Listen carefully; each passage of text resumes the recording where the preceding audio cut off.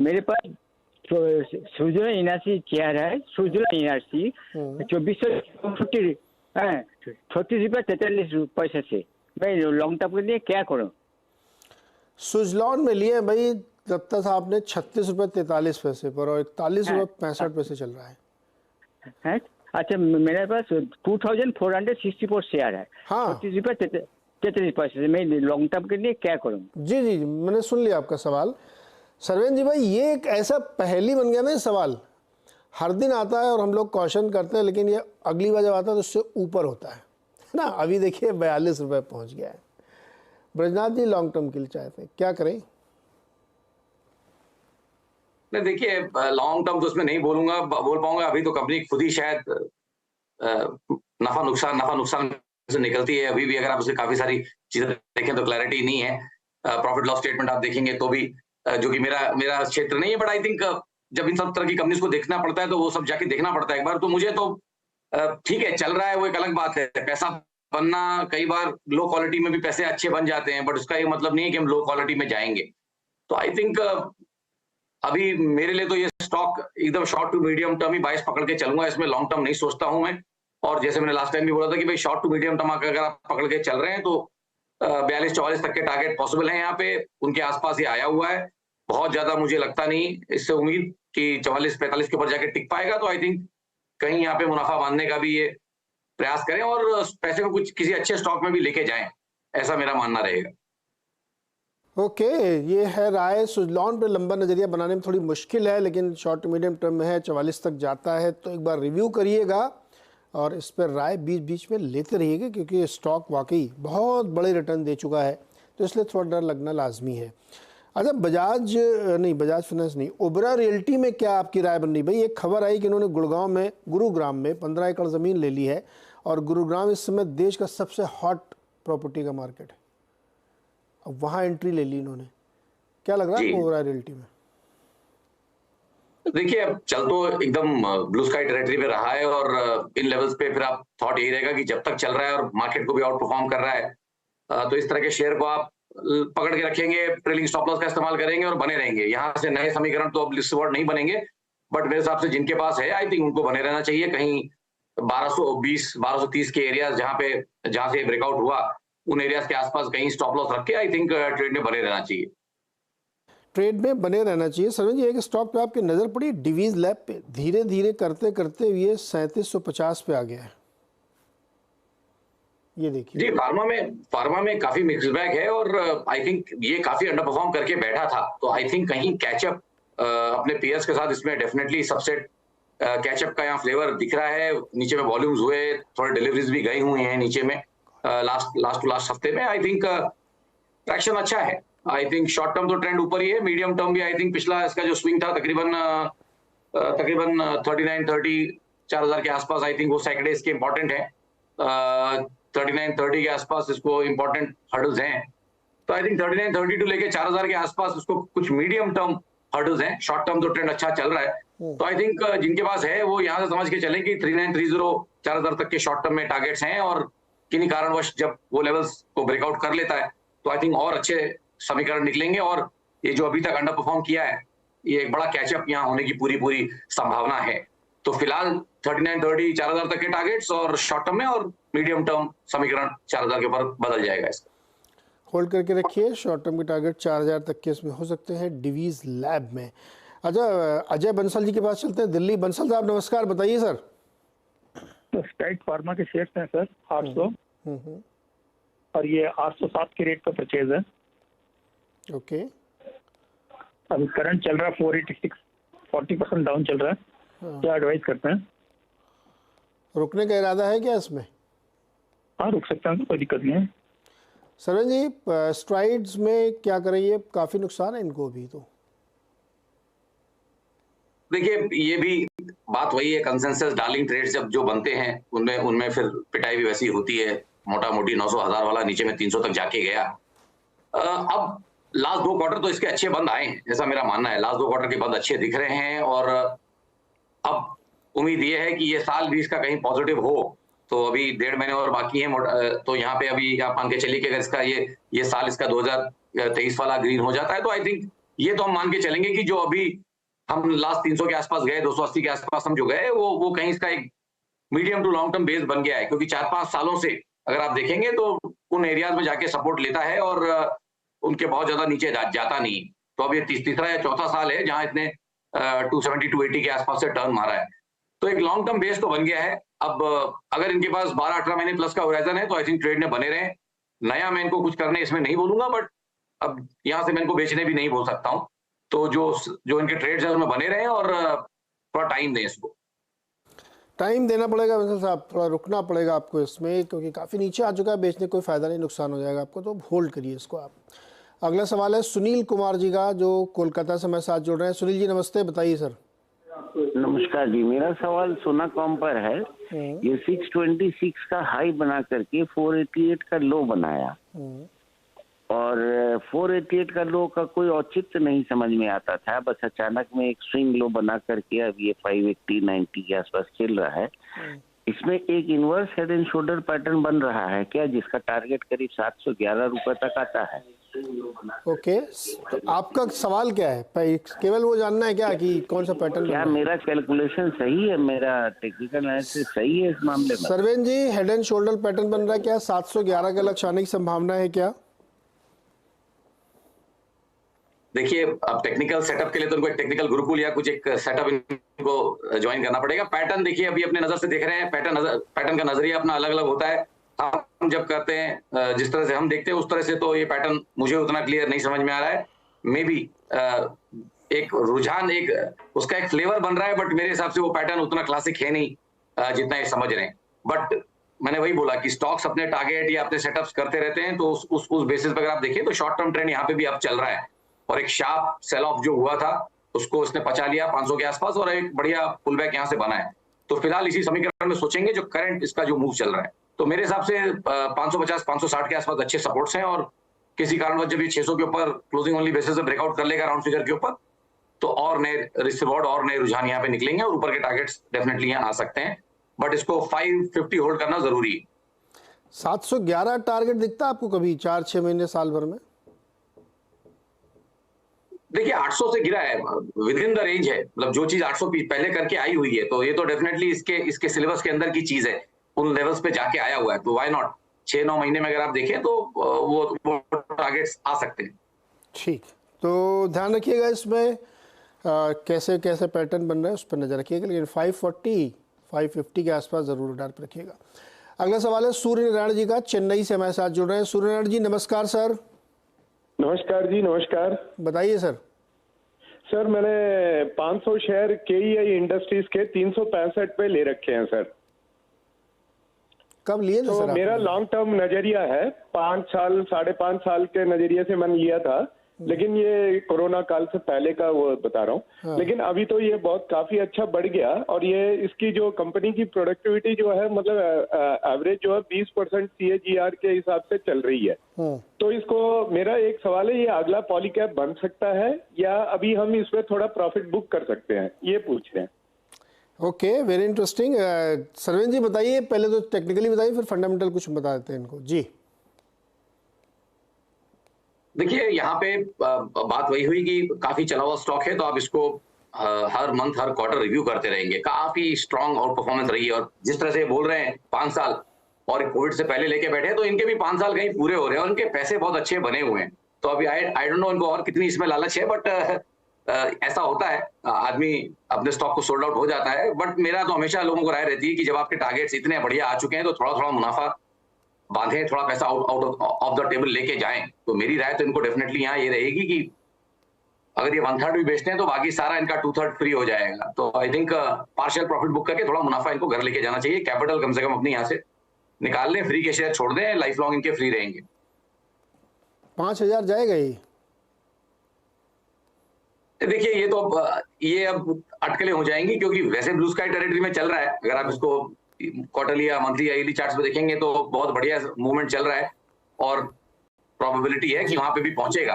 But फिलहाल इतना बड़ा मूवमेंट आया हुआ है तो मुझे लगता है कि कहीं ना कहीं ये कंसोलिडेशन साइडवेज मूवमेंट भी इसमें 6-12 महीने का, साल भर का आ सकता है। तो इसके लिए मैंने बोला अगर थोड़ा पैसा पार्शियल प्रॉफिट बुक करके रखेंगे तो वही पैसा कहीं इनको नीचे में काम आएगा। जी, सुनील जी, वेरी ब्रीफली आपको बताता हूँ कि इनके 3 बिजनेस हैं। एक तो ये जो केबल वेबल वाला है, एक हाई टेंशन वोल्टेज वायर का है, और एक ईपीसी का है। ईपीसी लैग था इनके ऊपर, तो मैनेजमेंट ने कई बार बताया कि वो उससे छुटकारा पाना चाहते हैं, धीरे धीरे उससे कम भी कर रहे हैं। तो जो ये केबल वाला जो है, जो बिजली के तार या घरों वरों में जो पॉलीकैब का कोर बिजनेस है, उस बिजनेस में एक बहुत बड़ी रैली आई है और इस सेगमेंट की सारी कंपनियों ने उसको राइड किया है, और इसने भी किया है, तमाम कंपनी ने किया, और बहुत अच्छी रैली बनी है।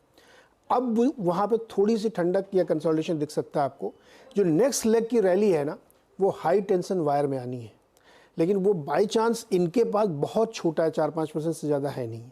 तो कंपनी उसमें कोशिश कर रही है, उनका फोकस है इसमें कोई डाउट नहीं है, लेकिन यहाँ से आगे इसी रफ्तार से चलेगा, ये थोड़ा मुझे लगता है एम्बिशियस टारगेट होगा। लेकिन कंपनी बहुत अच्छी है, इसमें कोई शक नहीं है, और सेक्टर बहुत अच्छा है, राइजिंग सेक्टर, लेकिन बहुत चल चुका है, इसलिए आपको थोड़ा सा ध्यान रखना चाहिए। जो सरवेन जी कह रहे हैं कि आप थोड़ा सा आपका फ्री हो जाएगा। जी, इसमें एक चीज और ऐड करता हूं, अगर इतना ध्यान रखते हैं तो ये भी चीज देखें कि दिसंबर 2020 से जितना मुझे वेब पे डेटा दिख रहा है, प्रमोटर ने भी 3% माल बेचा है इसमें। वही तो प्रमोटर भी धीरे धीरे प्रॉफिट बुक कर रहे हैं। केबल एंड वायर की जो अगली बड़ी रैली है वो हाई टेंशन वायर की तरफ से आनी है, तो उसमें भी कैसे कंपनी करती है ये हम लोग देखेंगे। छोटा सा एक ब्रेक लेते हैं, ब्रेक के बाद अगले सवाल लेंगे। आप दे रहे हैं सरवेन श्रीवास्तव। अगला सवाल है दिल्ली से अर्नब का। अर्नब जी नमस्कार, बताइए सर। मेरे पास ट्राइडेंट का 2000 शेयर है, एवरेज बाई है 33 में। ये कंपनी काफी डाइवर्सिफाई बिजनेस में है। आई कुड नॉट नो कि ये क्यों अभी तक चल नहीं पा रहा है, मतलब वही इसी 40 के नीचे पे ही चल रहा है ये सब। So any long term prospective के, मतलब मेरा जो है लॉन्ग टर्म प्रोस्पेक्टिव से है, so should I hold it और लाइक कि मैं अभी इसको प्रॉफिट बुक कर लूं? सरवेन जी क्या करना चाहिए इसमें? देखिए, बाजार के साथ परफॉर्म नहीं कर पाया, ये अपने आप में एक डेफिनेटली एक कॉज ऑफ कंसर्न है कि भाई आपको एक शक तो होता है कि भाई इतना बाजार चला जैसे ये बोल रहे हैं और ये नहीं चल पा रहा है। तो मैं इनको राय यही दूंगा कि भाई थोड़ा अलर्ट रहें, और फिलहाल तो मुझे जो इमीडिएट मूव दिख रहा है वो तो मुझे अच्छा दिख रहा है। जो ये अभी 32-33 के आसपास से जो चला है, आई थिंक वो मूव मुझे थोड़ा पॉजिटिव लगता है। तो मेरे हिसाब से तो जिसका जो लॉन्ग टर्म एवरेज है वो तकरीबन 35 के आसपास आ रहा है, तो आई थिंक उसके नीचे कहीं एक स्टॉप लॉस बना के मेरे हिसाब से ट्रेड में बने रहें। सो आई थिंक 34-40 का एक स्टॉप लॉस बना के क्लोजिंग बेसिस पे मेरे हिसाब से फिलहाल ट्रेड में बने रहें। और जैसे मैंने अभी बोला कि बाजार जिस करवट है, एक महीने पे या 15 दिन पे रिव्यू हर चीज को जरूर करते रहे, तो इसको भी महीने में रिव्यू करते रहे। जी सरवेन जी, 2 स्टॉक, एक्साइड इंडस्ट्रीज और अमर राजा बैटरीज, दोनों का तुलनात्मक अध्ययन क्या कहता है, कौन बेटर है? देखिए, तुलनात्मक के लिए तो बहुत सारी चीजें भी देखनी पड़ जाएंगी ऑफ द हैंड खाली। हाँ, चार्ट पे भी बहुत सारी चीजें देखनी पड़ जाती है, बट देखिए मेरे हिसाब से दोनों चोली दामन का साथ है, साथ में ही चल रहे थे। बट अगर आप मुझे पूछेंगे एज अ पर्सनल फेवरेट, तो मैं उस एंगल से बोलूंगा, मुझे हमेशा एक्साइड ज्यादा कंफर्टेबल है ट्रेड करने के लिए या काम करने के लिए। तो आई थिंक मैं एक्साइड के साथ जाना चाहूंगा यहाँ पे, और मूवमेंट फिलहाल वहां पे भी काफी बढ़िया है, और मुझे लगता है कि 260 के स्टॉप लॉस से अगर किसी के पास है एक्साइड तो बने रहना चाहिए ट्रेड में। अमर राजा क्या पैटर्न अच्छा नहीं है क्या? नहीं, आपने पर्सनल फ्लेवर पूछा था तो मुझे दोनों का अध्ययन पूछा है, ये तो आपने बता दिया कि बढ़िया है। अमर राजा कैसा है? देखिए, अमर राजा भी बढ़िया ही है, तो दोनों साथ में ही चलते हैं, बट एक्साइड अभी नए हाइज रख रहा है, स्विंग हाइज रख रहा है, जहां की अभी अमर राजा स्विंग हाइज नहीं रख पाया है। तो इमीडिएटली शॉर्ट टर्म में मैंने देख के बोल दिया। बाकी तुलनात्मक स्टडीज में बहुत कुछ जाता है कि इंडेक्स के साथ क्या किया है हिस्टोरिकली लास्ट 4-5 सालों में, और बहुत सारी चीजें जो मैं ऑफ द हैंड अभी नहीं देख पा रहा हूँ। ओके, एक और तुलनात्मक अध्ययन, बजाज ऑटो, टीवीएस मोटर्स। जी देखिए, यहाँ पे भी प्योरली आउट परफॉर्मेंस और रिलेटिव स्ट्रेंथ के हिसाब से आप देखेंगे कि टीवीएस मोटर्स जो है वो उससे बजाज से अच्छा परफॉर्म कर रहा है। बट रिस्क रिवॉर्ड बेसिस पे मुझे लगता है कि अगर आप पूछेंगे तो यहाँ पे मैं आपको पेयर दे सकता हूँ। फिलहाल के लिए पेयर अच्छा मुझे लगता है बनता है, जहां बजाज ऑटो में लॉन्ग रहेंगे और रुपी न्यूट्रल आप टीवीएस में शॉर्ट रहेंगे, और मेरे को लगता है कि 5-7% यहाँ पे रिटर्न बन सकता है। तो बाय बजाज सेल टीवीएस, ये पेयर दे रहा हूँ, इंडिविजुअल ट्रेड नहीं दे रहा हूँ। ओके, नहीं ठीक है, वो तो अलग अलग सिचुएशंस पे बनती रहती है यहाँ पे। अच्छा, सोने चांदी वाली कंपनियों में बड़ी तेजी भाई, आज फिर से देखिए सेंको गोल्ड कितना 5% ऊपर है, और कल्याण ज्वेलर्स भी हालांकि थोड़ा सा ही ऊपर है, वो तमाम खबरें छपी थी, खबरों पर नहीं जाते हैं। गोल्ड में आपको टाइटन, सेनको, कल्याण, थंगा माइल कौन सी बेटर लगती है? देखिए डेटा इस समय इन सब में थोड़ा थोड़ा कमी है, बट बड़े नाम के साथ यहाँ जाना चाहूंगा। अगर मुझे जाना है तो मैं बड़े नाम के साथ जाऊंगा यहाँ पे, फिर मैं यहाँ पे कल्याण चूज करूंगा। और गोल्ड के बारे में अगर आप याद करें तो आपके शो पे ही 2.5 साल पहले बोला था, जब गोल्ड सिल्वर अपने बॉटम के आसपास थे, कि भाई ये दोनों में 3-4 साल तेजी है। तो वहां से भी 1.5 साल निकल गए। अभी मुझे लगता है कि गोल्ड सिल्वर में दोनों में 1.5 से 2 साल और मेटल प्राइसेस में, प्रेशियस मेटल्स में तेजी है और काफी बढ़िया मूव्स ऊपर में दोनों में आने चाहिए। तो आई थिंक फ्लेवर बना रहेगा गोल्ड सिल्वर की कंपनीज में भी और गोल्ड सिल्वर में भी। प्रताप स्नैक्स हालांकि लिक्विड काउंटर नहीं है बहुत ज़्यादा, हालांकि अब आज 2-4 दिनों में अच्छा बढ़, आज 20% के सर्किट पे है, इसमें एक ब्लॉक हुआ था, तो चूंकि सर्किट पे तो इसलिए बाई नहीं हो सकता, लेकिन फिर भी मैं इसका चार्ट आपसे चाहूँगा कि आप एक बार देख के बताएं। प्रताप स्नैक्स, हाँ मैं इसका चार्ट पुल अप नहीं कर पा रहा हूँ। PRATAAP। जी जी, जस्ट अ सेक, सॉरी। नहीं, माफी चाहूंगा, मैं इसको पुल अप नहीं कर पा रहा हूँ किसी कारण से। ओके, नो प्रॉब्लम, कोई दिक्कत नहीं है। इसको आप नहीं देख पा रहे हैं तो छोड़ दीजिए उसको। चलिए अब इसमें से ले लेते हैं एक जहाँ पे तेज़ी है, वो हमने आपसे पूछा था SBI कार्ड। इसमें खबर आई थी, थर्सडे शाम को खबर आई थी, शुक्रवार को SBI कार्ड, बजाज फाइनेंस, इन सब में कमज़ोरी देखने को मिली। आज लेकिन 2% ऊपर SBI कार्ड। क्या जो लोग दिलचस्पी रखते हैं इस तरह के स्टॉक्स में, उनको बाई कर लेना चाहिए इस समय? देखिए 650 और उसके पहले उसके बाद जो नेक्स्ट बॉटम बना वो 690 के आसपास। तो मेरा मानना यही है कि अगर 690 को होल्ड कर लेता है और एक हायर बॉटम यहाँ पे रख देता है 700-720 के आसपास, तो मैं ये मान के चलूंगा कि भाई एक अच्छा medium to long term consolidation pattern complete हो रहा है। तो अज्यूमिंग कि ये जो हमने परसों का लो रखा पैनिक में, ये लो था तकरीबन 720 के आसपास, तो आई थिंक अगर 720 का लो ये होल्ड कर ले रहा है या वर्स्ट केस में 700 तक भी जा रहा है और उन एरियाज के आसपास सपोर्ट ले रहा है, तो मेरा मानना ये रहेगा कि एक अच्छा medium to long term risk reward यहाँ निकल रहा है। 12 से 18 महीने प्लस के होराइजन से अगर किसी को पार्टिसिपेट करना है तो आई थिंक SBI कार्ड यहाँ से काफी अच्छे रिस्क रिवॉर्ड बन रहे हैं।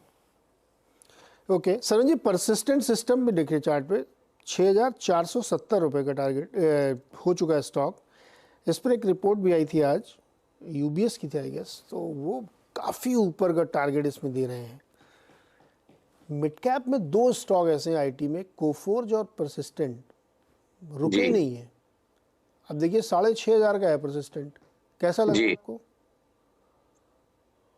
देखिए थॉट यही है, हम लोग इतने सालों से बाजार में हैं, थॉट यही है कि बहुत ज्यादा जब कंसेंसस फ्लेवर हो जाता है तो कई बार डिसअपॉइंटमेंट भी उसी पर्टिकुलर बास्केट में आता है। मैं ये नहीं बोल रहा हूँ कि परसिस्टेंट में वो आएगा, बट उसी बास्केट में आता है। तो अलर्ट रहने की बहुत ज्यादा जरूरत है ऐसे स्टॉक्स में जहां पे बहुत शानदार आउट परफॉर्मेंस है। पीएस सेट को भी आउट परफॉर्म किया है, निफ्टी IT इंडेक्स को भी आउट परफॉर्म किया है। तो आई थिंक यहाँ पे थोड़ा अलर्ट रहे। नए समीकरण तो नहीं बन रहे हैं, बट जिनके पास है आई थिंक वो ट्रेड में बने रहे और कहीं ट्रेलिंग स्टॉप लॉस का इस्तेमाल करें। एक जो मुझे दिखता है सेफ एरियाज वो कहीं 5900 के आसपास, और किसी को उससे ज्यादा एग्रेसिव लगाना है तो 6150 के आसपास उसके नीचे कहीं एक स्टॉप लॉस बना के आई थिंक ट्रेड में बने रहना चाहिए। अच्छा, अंकित ने यूनाइटेड स्पिरिट्स के 1000 शेयर 1100 पे खरीद लिए। क्या राय बनती है आपकी? देखिए यहाँ पे मुझे लग रहा है कि डबल टॉप जैसा सिनेरियो, ऑलमोस्ट एक डबल टॉप जैसा सिनेरियो बना हुआ है शॉर्ट टर्म चार्ट्स में। तो आई थिंक मुझे नहीं लगता कि 1100 के ऊपर जाके जब तक 1100 के ऊपर जाके टिकेगा नहीं, आई थिंक नए रिस्क रिवॉर्ड नए समीकरण यहाँ बनेंगे नहीं। तो अभी इनके कॉस्ट के आसपास ही है। मेरी राय तो रहेगी कि ऑलमोस्ट कॉस्ट के आसपास ही, या तो कॉस्ट पे स्टॉप लॉस रखें या मेरे हिसाब से तो उछालों में यहाँ से निकलने की राय रहेगी। ये स्टॉक ने बहुत दुखी किया लोगों को, मतलब एक अटक गए जैसे 10-10.5 पे अटका हुआ है यहाँ पे। जी है ना। ये हालांकि इससे जो छोटी वाली कंपनीज है उसमें अच्छा मूवमेंट देखने को मिला था। पिछले दिनों में हम लोगों ने देखा था काफ़ी अच्छी रैली, बट ये एक स्टॉक ऐसा है ना जो जैसे लग रहा है कि फंस सा गया है। RBL बैंक में आपकी क्या राय है? फ्राइडे को भी गिरा, आज फिर गिरा, 230 पे आ चुका है। देखिए अभी हमने जैसे शो के स्टार्ट में चर्चा की थी कि बैंक निफ्टी में कहीं कुछ जगहों पे पॉकेट्स में और बैंक निफ्टी चल नहीं पा रहा है, कंसर्न्स तो हैं और दिवाली के लेवल्स के नीचे चल रहा है बैंक निफ्टी, जहां की निफ्टी वहां से तकरीबन 300 पॉइंट ऊपर चल रहा है। तो आई थिंक अभी कंसर्न्स क्यों है, क्या है, नहीं समझ में आ रहा है। मार्केट हमेशा पहले पूर्वाभास कर लेता है। यहाँ पे भी मेरा राय यही रहेगी कि भाई देखिए, ये जो गैप डाउन हुआ है आरबीएल में, ये बहुत अच्छी चीज नहीं है। जब तक आप ये बेरिश गैप भर नहीं पाएंगे, जिसमें टाइम लगेगा, तब तक बहुत ज्यादा यहाँ उम्मीद रखना मेरे हिसाब से सही नहीं रहेगा। और मुझे लगता है कि जब बड़े बड़े दिग्गज अपने 200 दिन के एवरेज के नीचे चल रहे हैं, तो आई थिंक एटलीस्ट उतना रिस्क तो यहाँ है। तो इसका लॉन्ग टर्म एवरेज तकरीबन 200 के आसपास आ रहा है, तो आई थिंक यहाँ से एक 10-15% की गिरावट यहाँ से इसमें आ सकती है। और तो फिलहाल आई थिंक इससे दूर रहे। 10-15% गिरावट आ सकती है, फिलहाल इसमें से दूर रहें आरबीएल बैंक से। सरवन जी बहुत बहुत शुक्रिया आप जुड़ने के लिए और दर्शकों की मदद करने के लिए। छोटा सा